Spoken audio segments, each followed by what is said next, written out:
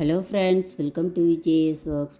இன்றைக்கி லஞ்ச் பாக்ஸில் கொடுக்குற மாதிரி பசங்களுக்கு ஆனியன் சப்பாத்தியும் ஆம்லேட் சப்பாத்தியும் எப்படி ஈஸியாக குயிக்காக ஃபாஸ்ட்டாக செய்கிறதுங்கிறது இந்த வீடியோவில் பார்க்கலாங்க.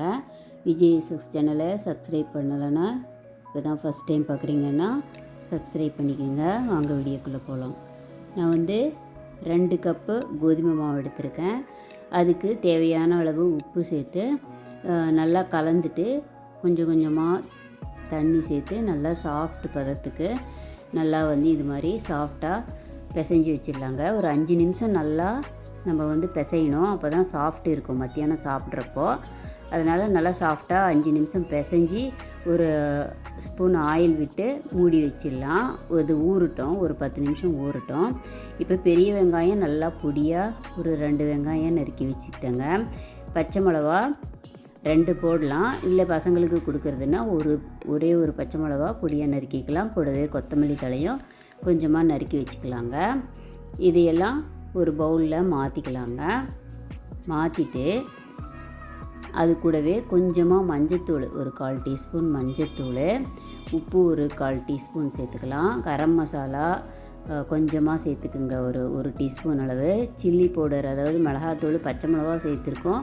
அதனால் கொஞ்சமாக பச்சை மிளகாவை கரம் மசாலா கூட சில்லி பவுடரும் சேர்த்துட்டு சீரகத்தூள் கொஞ்சமாக சேர்த்துக்கிறேங்க. அப்புறம் இஞ்சி பூண்டு பேஸ்ட்டு கொஞ்சமாக, அதாவது ஒரு 1/4 ஸ்பூன் போட்டால் போதும். ரொம்ப அதிகமாக இருந்தால் அது வாசனை வேறு வந்துடும், பசங்களுக்கு பிடிக்காது. ஒரு டேஸ்ட்டுக்காக கொஞ்சமாக 1/4 டீஸ்பூன் சேர்த்துட்டேங்க. கடைசியாக கஸ்தூரி மேத்தி, அது ஒரு டீஸ்பூன் அளவு சேர்த்துக்கலாம். சேர்த்து நல்லா கலந்து வச்சிடலாம். இது ஒரு 5 நிமிஷம் ஊறினா நல்லா, வெங்காயம் நல்லா ஊறினா நல்லாயிருக்கும். இதை மூடி போட்டு மூடி வச்சுடுங்க. இப்போ 1 டேபிள் ஸ்பூன் அளவு கோதுமை மாவை ஒரு ஸ்பூன் ஆயில் விட்டு நல்லா கட்டி இல்லாமல் கலந்து வச்சுருக்கேன் ஒரு கப்பில். இப்போ சப்பாத்தியை எடுத்து உருட்டிடலாங்க. முடிஞ்ச அளவு தின்னாக உருட்டிடலாம். உருட்டிட்டு இப்போ நம்ம பேஸ்ட்டு செஞ்சு வச்சுருக்கோம்ல கோதுமை மாவு ஆயில் விட்டு, அதை நடுவில் கொஞ்சமாக அப்ளை பண்ணிக்கோங்க. அப்போ தான் பாருங்கள், இந்த வெங்காய கலவை நம்ம போடுறப்போ அது நல்லா ஒட்டிக்கும். ஒட்டிட்டு வெளியே வராமல் இருக்கும். இந்த மாதிரி ரோல் பண்ணி நம்ம அடுத்தது தேய்க்கிறப்ப வெளியே வராமல் இருக்கும். அதுக்காக தான் அது மாதிரி நான் ட்ரை பண்ணி பார்த்தேன். அது கரெக்டாக இருந்துச்சு. கோதுமை ஒரு டேபிள் ஸ்பூன் கோதுமை மாவை கொஞ்சமாக ஒரு ஸ்பூன் ஆயில் விட்டு கலந்து வச்சுட்டேன். அவ்வளோதான். அதை பேஸ்ட் பண்ணி அது மேலே இப்போ ஆனியன் எல்லாம் போட்டு இன்னொரு தடவை லைட்டாக ஜென்டலாக தேய்ச்சி விட்டுட்டு கல் நல்லா தோசைக்கல் நல்லா காயணுங்க. நல்லா ஹீட் ஆனப்புறம் இதை எடுத்து கொஞ்சமாக ஆயில் விட்டு அதில் சேர்த்துக்கலாம். சேர்த்து மீடியம் ஃப்ளேமில் நல்லா வேக வச்சு எடுத்துட்டா இது ரொம்ப நல்லா டேஸ்ட்டாக சூப்பராக இருக்கும். மத்தியானம் சாப்பிட்றப்போ பசங்களுக்கு ரொம்ப டேஸ்ட்டாக இருக்கும். அடுத்த நாளும் அதே மாதிரி செஞ்சு கொடுன்னு கேட்பாங்க. அந்த அளவு டேஸ்ட்டாக இருக்குங்க.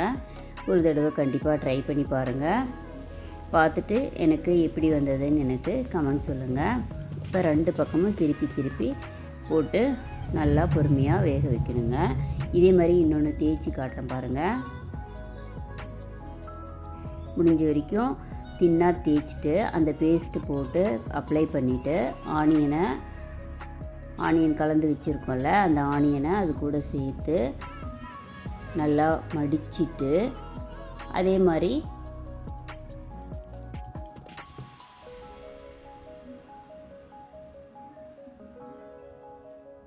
தேய்ச்சி நம்ம சூடான தோசைக்கல்லில் போட்டு எடுத்துடணும். அவ்வளோதான். இதே மாதிரி எல்லா சப்பாத்தியும் செஞ்சிடலாம்.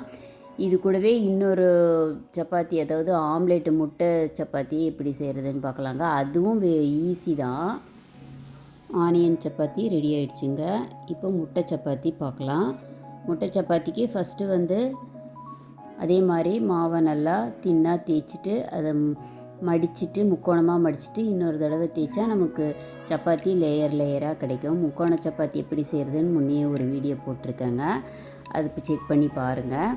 இது மாதிரி முக்கோண சப்பாத்தி தேய்ச்சிட்டு இதை சூடான கல்லில் போட்டு 2 பக்கமும் நல்லா வேக வச்சு எடுத்துடணும். அது வேகிறப்பவே ஒரு முட்டையை ஒரு பவுலில் உடச்சி ஊற்றி கொஞ்சமாக ஒரு பிஞ்சு சால்ட்டு சேர்த்துட்டு அந்த கலந்து வச்சுருக்கிறோம்ல ஆனியன் மிக்ஸு அதையும் கூட சேர்த்து நல்லா ஆம்லேட் மாதிரி கலக்கி அந்த வெந்துட்டுருக்கிற சப்பாத்தி மேலே சப்பாத்தி நல்லா வெந்தப்புறம் தான் முட்டையை ஊற்றணுங்க. பாருங்கள் உப்பி வருது, நல்லா வெந்துருச்சு ஓரளவு. இப்போ கொஞ்சமாக ஆயில் விட்டுட்டு இப்போ அந்த முட்டை கலவையை அது மேலே ஊற்றிட்டு அதை திருப்பி போட்டு நல்லா வெந்ததும் எடுத்துட்டால் முட்டை சப்பாத்தி சூப்பராக இருக்கும்.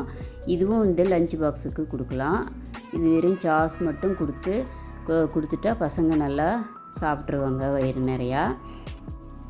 அவ்வளோதாங்க. இப்போ பாருங்கள் ஆனியன் சப்பாத்தியும் ரெடி ஆகிடுச்சி, முட்டை சப்பாத்தியும் ரெடி ஆகிடுச்சி. பாருங்கள் ஆனியன் சப்பாத்தி ரொம்ப சாஃப்டாக சூப்பராக இருக்குது, உள்ள ஆனியன் வாசனையோடு இருக்குது. நம்ம கரம் மசாலா, சில்லி பவுடரு, அதே மாதிரி சீரகத்தூள் எல்லாம் போட்டோம்ல, அதனால் ரொம்ப நல்லா வாசனையாக டேஸ்ட்டாக இருந்தது. அதே மாதிரி முட்டை சப்பாத்தியும் பாருங்கள் ரொம்ப ஹெல்த்தியாக இருக்குது. பசங்களுக்கு பெரியவங்களுக்கு எல்லாருக்குமே பிரேக்ஃபாஸ்ட்டு கொடுத்தா வயிறு ஃபில் ஆகிடும். ஒரு தடவை கண்டிப்பாக ட்ரை பண்ணுங்கள். ட்ரை பண்ணி பார்த்துட்டு எப்படி இருந்ததுன்னு எனக்கு கமெண்ட் சொல்லுங்கள். விஜய் ஸ்வக்ஸ் சேனலை சப்ஸ்கிரைப் பண்ணலைன்னா சப்ஸ்கிரைப் பண்ணுங்கள், லைக் பண்ணுங்கள், ஷேர் பண்ணுங்கள். தேங்க்ஸ் ஃபார் வாட்சிங்.